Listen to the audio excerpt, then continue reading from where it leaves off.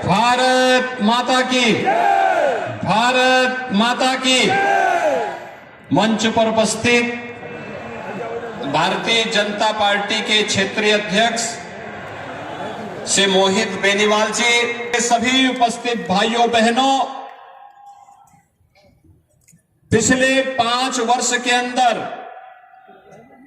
देश के अंदर सबसे अधिक चुनाव और उपचुनाव झेले हैं तो उनमें से रामपुर एक है। भाइयों बहनों,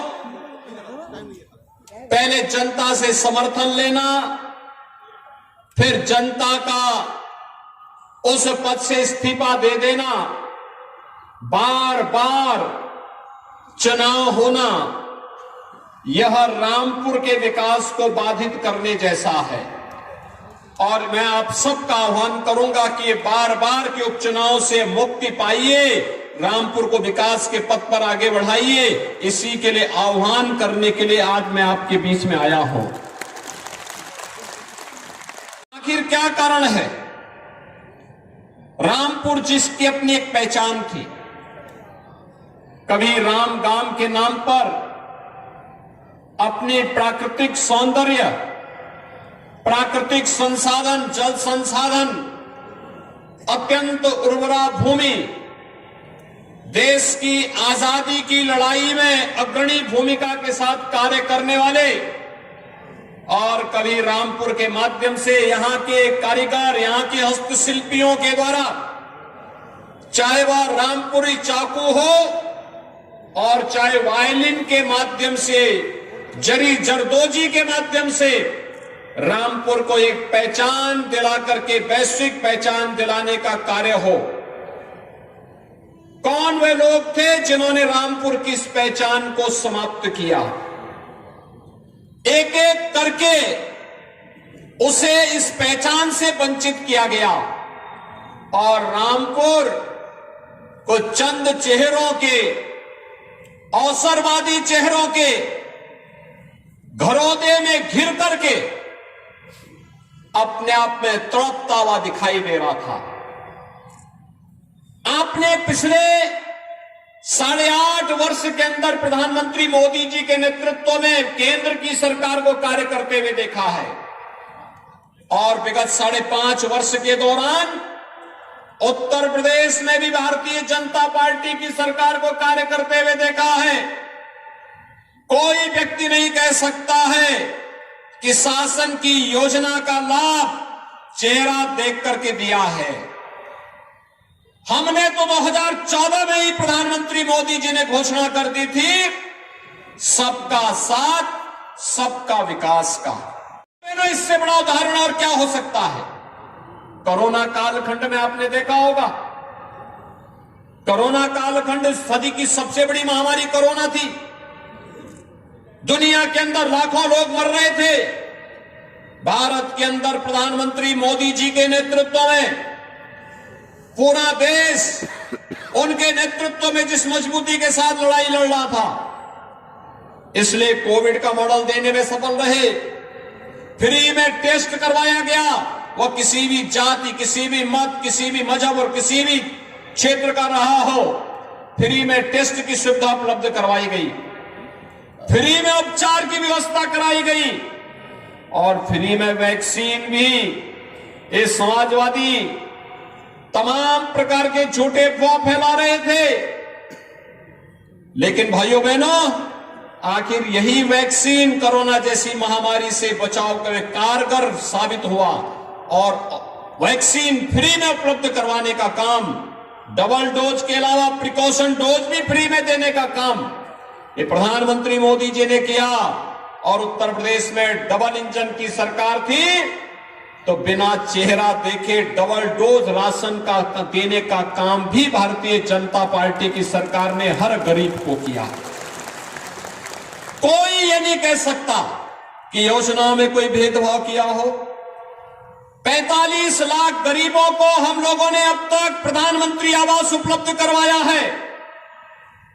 2,61,00,000 गरीबों को ग्रामीण क्षेत्र में, 10 लाख गरीबों को शहरी क्षेत्र में एक शौचालय उपलब्ध करवाने का कार्य किया है। 15 करोड़ गरीबों को राशन की सुविधा उपलब्ध करवा रहे हैं। 1 करोड़ वृद्धजनों को, निराश्रित महिलाओं को और दिव्यांग जनों को 12,000 रुपए महीने की पेंशन की सुविधा, 12,000 रुपए सालाना पेंशन की सुविधा उपलब्ध करवा रहे हैं। 2 करोड़ 44 लाख किसानों को प्रधानमंत्री किसान सम्मान निधि का लाभ दिया जा रहा है।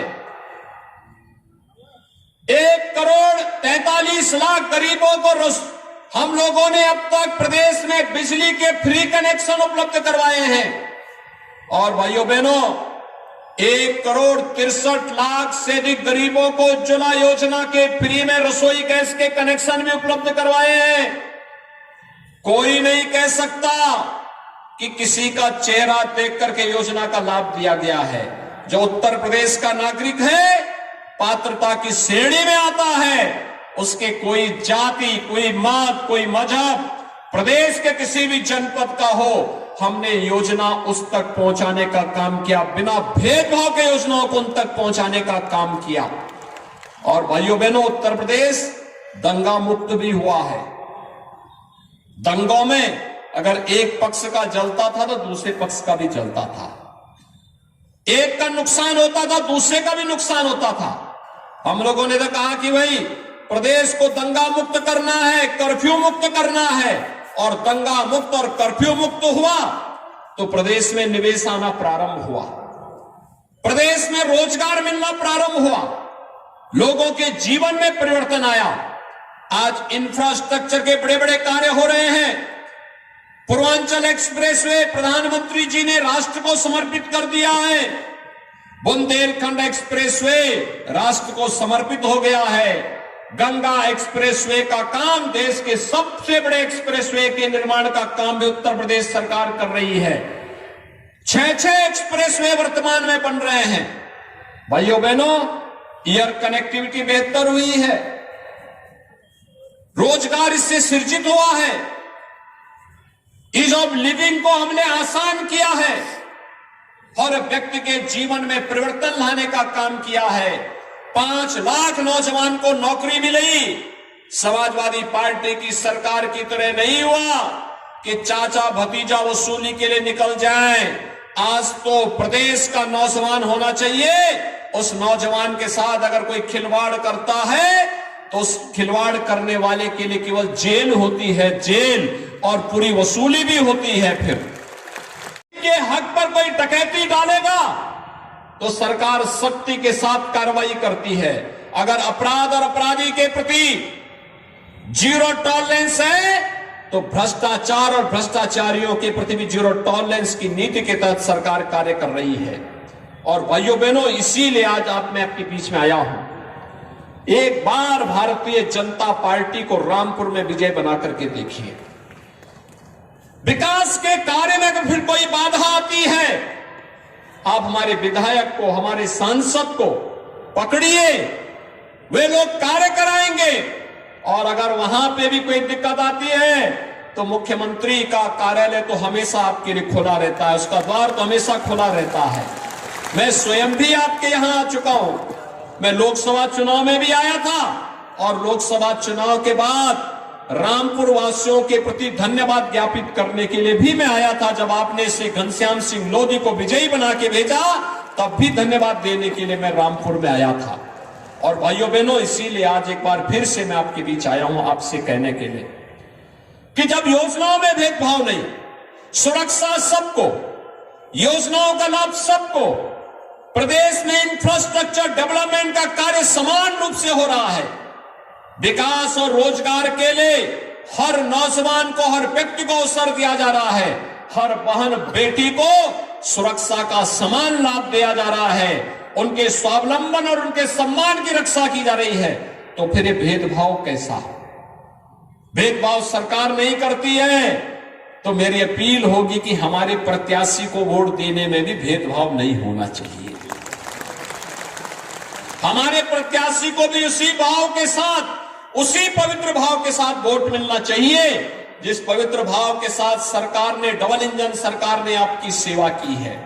और इसीलिए मैं आया हूं आपके पास कहने के लिए, ये तो तय है कि सरकार उत्तर प्रदेश में बीजेपी की ही रहनी है, केंद्र में प्रधानमंत्री मोदी जी रहने हैं, लेकिन आपने सांसद जिता के भेजा, एक मैसेज गया कि रामपुर भी विकास के साथ जुड़ना चाहता है।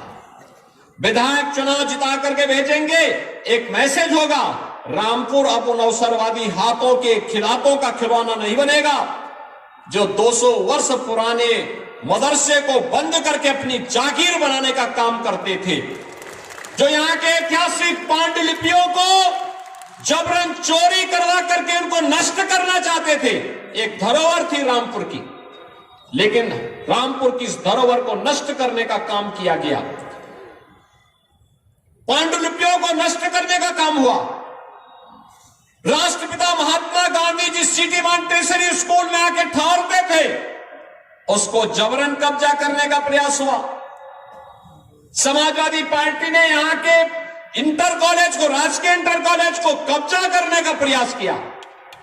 भाइयों बहनों, स्कूल बच्चों के पढ़ने के लिए होता है, मदरसे तालीम देने के माध्यम होते हैं। 200 वर्ष पुराना पांडुलिपियां आने वाली पीढ़ी की एक धरोहर होती है, लेकिन कुछ लोगों ने उसे अपनी बपौती बनाकर के नष्ट करने का प्रयास किया, उसे खुर्द-बुर्द करने का प्रयास हुआ।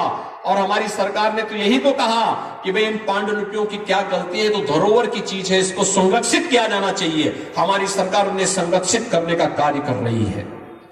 हमारी सरकार ने तो यही कहा सिटी मॉन्टेसरी स्कूल पे किसी का कब्जा नहीं होगा, यहां के राजकीय इंटर कॉलेज पे किसी को कब्जा नहीं करने देंगे, और अगर सरकारी पैसे से गेस्ट हाउस बना है, उस गेस्ट हाउस का उपयोग सरकारी कार्य के लिए ही होगा, उसको कोई व्यक्तिगत बपौती नहीं बना सकता है, क्योंकि लोकतंत्र में केवल जनता ही मालिक होती है, बाकी कोई मालिक नहीं होता है। जनता ही जनार्दन होती है, और उसको उसी भाव के साथ हम लोग उसके लिए बनाए गए योजनाओं का लाभ उसी तक पहुंचाने का काम करेंगे।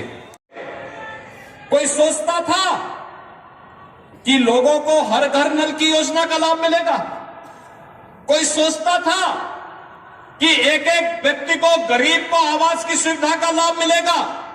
आज पे सभी सुविधाएं उपलब्ध करवाई जा रही हैं, बिना भेदभाव के उपलब्ध करवाई जा रही हैं। और इसीलिए आज मैं आपके पास आया हूं आपसे आह्वान करने के लिए।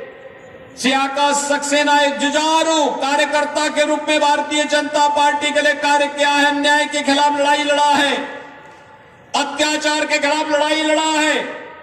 यहां पर गरीबों के लिए, दलितों पर, कमजोर लोगों पर, किसी भी जाति मजहब का रहने वाला कोई भी पीड़ित रहा हो, आकाश सक्सेना सदैव उनके साथ खड़े होकर के उस लड़ाई को लड़ने का काम किया है। और एक सच्चे नागरिक का यही दायित्व होना चाहिए, अगर अन्याय कहीं हो रहा है, उस अन्याय के खिलाफ आवाज उठाना। और भाइयों बहनों, उस आवाज को उठाने के लिए श्री आकाश सक्सेना लगातार काम करते रहे हैं। और इसीलिए भारतीय जनता पार्टी नेतृत्व ने सभी पदाधिकारियों की सहमति से, हमारे पास अच्छे अच्छे कार्यकर्ता थी, लेकिन एक सहमति बनी कि आकाश सक्सेना को एक अवसर और मिलना चाहिए, क्योंकि जनता विपरीत परिस्थितियों में व्यक्ति लड़ा है, एक प्रतिष्ठित परिवार का है, अपना खर्च करके लगातार इस लड़ाई को लड़ करके आगे बढ़ रहा है। और वह आज फिर से जब उपचुनाव की नौबत रामपुर के ऊपर आई गई है, तो उन्हें एक अवसर और मिलना चाहिए। भाइयों बहनों, मुझे आज आप सबके सामने बताने में कोई संकोच नहीं कि जो समाजवादी पार्टी के एक नेता लगातार आपके बीच में आकर के कह रहे हैं कि उनके साथ अन्याय हुआ है, मुझे लगता है इससे ज्यादा गुमराह करने वाला दूसरा वक्तव्य हो ही नहीं सकता। व्यक्ति के कारनामे उसको उसके कार्यों की सजा देती है, जिसने जो किया होगा वह फल भी भोगेगा। मामले न्यायालय में है, मेरिट के आधार पर न्यायालय निर्णय ले रही है, तो उसमें सरकार और पार्टी को दोषारोपण करने का कोई मतलब नहीं होता है। और मुझे तो कहूंगा मैं उनसे कि वे अपना स्वास्थ्य का ख्याल रखें, अनावश्यक रूप से क्यों बेकार जनता के सामने आकर के जनता को क्यों अनावश्यक रूप से, अगर ये संवेदनशीलता सरकार में मंत्री रहते हुए उन्होंने दिखाई होती, यहां के ईमानदारी से विकास में रुचि ली होती, यहां के प्रतिष्ठानों पर कब्जा करवाने की बजाय यहां के प्रतिष्ठानों के संरक्षण करने का दायित्व अपने ऊपर लेकर के बिना भेदभाव के हर नागरिक के सुख दुख में सहभागी बनकर के आगे बढ़ाए होते और अपनी जवान को भी नियंत्रित किए होते, तो मुझे लगता है कि बदजवानी व्यक्ति के लिए हमेशा दुर्गति का काम करती है। और मुझे लगता है कि यह आज भी हम उनसे यही कहेंगे। किस किस प्रकार के वक्तव्य निकाले जाते हैं, कभी बहन बेटियों के लिए, कभी संवैधानिक संस्थाओं के लिए, कभी प्रशासन के लिए, और ये तो समाजवादी पार्टी की हमेशा से नियत रही है। जब वो चुनाव हारती है तो पहले इलेक्शन कमीशन को दोषी ठहराती है, फिर वह ईवीएम को दोषी ठहराती है, फिर प्रशासन को दोषी ठहराती है और फिर पुलिस कर्मियों को दोषी ठहराती है, लेकिन अपने कारनामों को कभी वे लोग दोषी नहीं ठहराते हैं। अपने कारनामों को ये लोग दोषी ठहरा करके जनता के सामने माफी मांगते, हो सकता जनता जनार्दन उन पर रहम करती, लेकिन जनता भी जानती है ये सुधरने का नाम नहीं लेने वाले हैं, सुधरेंगे भी नहीं, क्योंकि जिनकी आदत गलत हो चुकी होती है उनको सुधरने में भी मुझे लगता है कि बहुत समय लगता है और वक्त सबको सुधार लेता है। और इसलिए भाइयों बहनों, मैं आज आप सबका अपील करने के लिए आया हूं कि आकाश सक्सेना आपके बीच में रह करके कार्य करेंगे।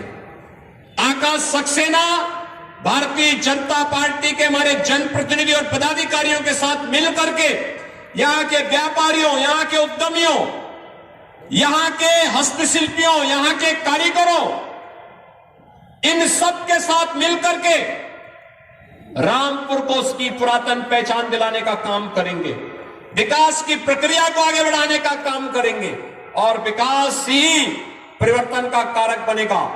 विकास ही हम सबके जीवन को स्वावलंबन की ओर अग्रसर बढ़ाएगा। विकास ही रोजगार का सृजन करेगा, हमारे इन नौजवानों के हाथों को कार्य देने का कार्य करेगा। और उसी प्रक्रिया के साथ जोड़ने के लिए आज मैं आपका आह्वान करने के लिए आया हूं। एक बार रामपुर में भारतीय जनता पार्टी को चुनाव जिता करके भेजिए।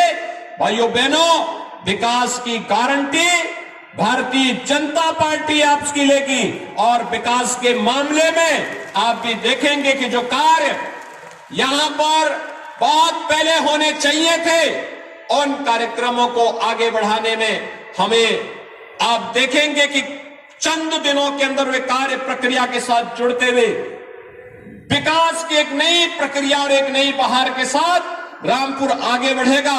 मेरी आप सबसे अपील होगी, 5 दिसंबर को होने वाले उपचुनाव में बार बार उपचुनाव से मुक्ति मिले। रामपुर में भारतीय जनता पार्टी के प्रत्याशी श्री आकाश सक्सेना को भारी बहुमत से विजयी बनाने की अपील आप सबसे करते हुए मैं अपनी वाणी को यहीं पे देता हूं विराम। आप सबको बहुत बहुत धन्यवाद देते हुए अपनी वाणी को भी विराम देता हूं। मेरे साथ बोलेंगे भारत माता की, भारत माता की, भारत माता की।